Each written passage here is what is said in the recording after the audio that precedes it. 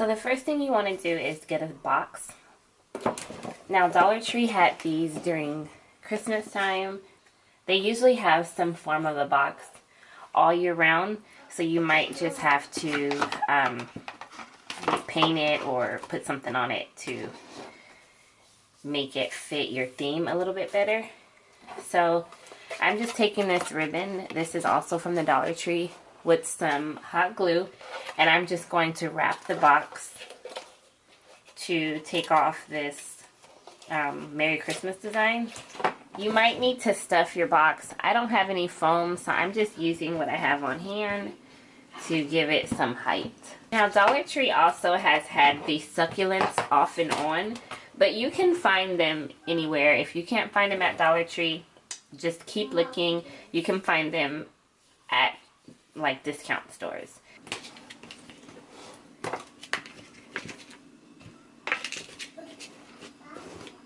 So I have my box stuffed.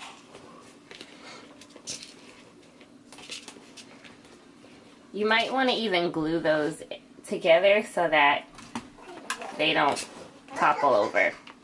From there, just start arranging your succulents back inside.